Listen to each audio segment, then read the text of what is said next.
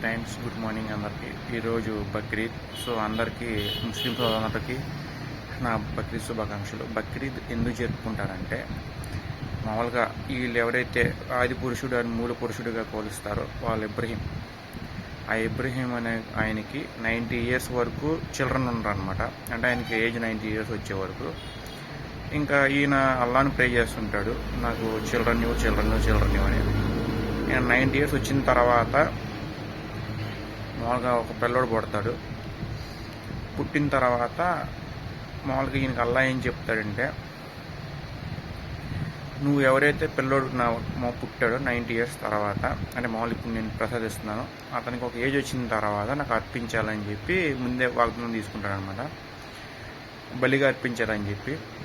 So ఈయన Abraham గారు సరే నాకు పిల్లలు పుట్టాడు అని ఈయన సరే అంటారు. దేవుడి మాటకి గౌరవం ఇస్తారనమాట. సో అలా పిల్లడు పుడతాడు. ఒక ఏజ్కి వచ్చిన తర్వాత అబ్రహాం గారికి ఇష్టం లేకపోయినా సరే అల్లా ఆశీస్సుల మీద పుట్టిన అతన్ని, అండ్ ఆయనకి ఆల్రెడీ మాట ఇచ్చారు కదా, సో బలివుడికి తీసుకెళ్తారనమాట.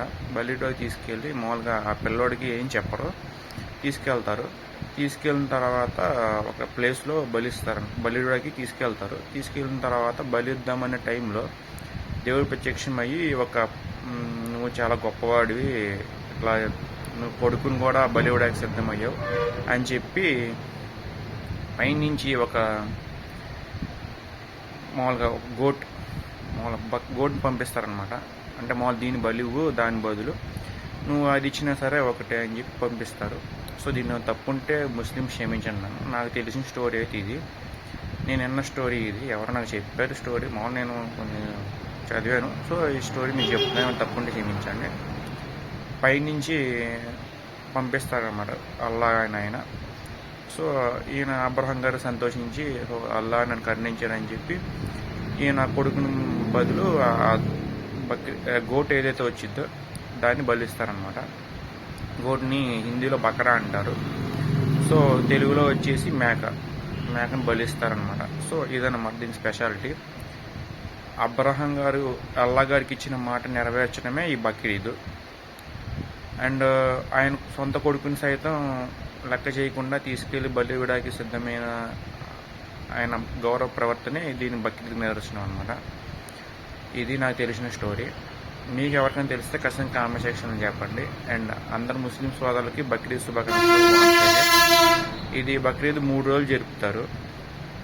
ఇది జరిపిన తర్వాత హజ్ యాత్రలకు వెళ్ళడము ఇట్లా చేస్తుంటారు అనమాట. మక్కా మసీదుకి ఇట్లా వెళ్తుంటారు. జరిగిన 70 daysకి వెళ్తారు. అంటే మామూలుగా రైనీ సీజన్లో వెళ్తారు, ఆగస్ట్ ఆ టైంలో వెళ్తారు. ఇప్పుడు June 17th వచ్చింది కదా, 70 days తర్వాత వెళ్తారు. సో ఇది నాకు తెలిసిన ఇన్ఫర్మేషన్. నేను తప్పు చెప్తే ఖచ్చితంగా క్షమించండి. నేనేదో నాకు తెలిసిన ఇన్ఫర్మేషన్ చెప్పాలని నేను మామూలుగా అక్కడ వినింది మీకు చెప్పాను. నేను తప్పు చెప్తే సారీ. ఒకవేళ కరెక్ట్ చెప్పారనుకుంటే అభినందించండి. ఇంత మించి చెప్పినా మీకు ఏడు ఇంత లాంగ్ చెప్తున్నా అనిపిస్తుంది. So thank you so much.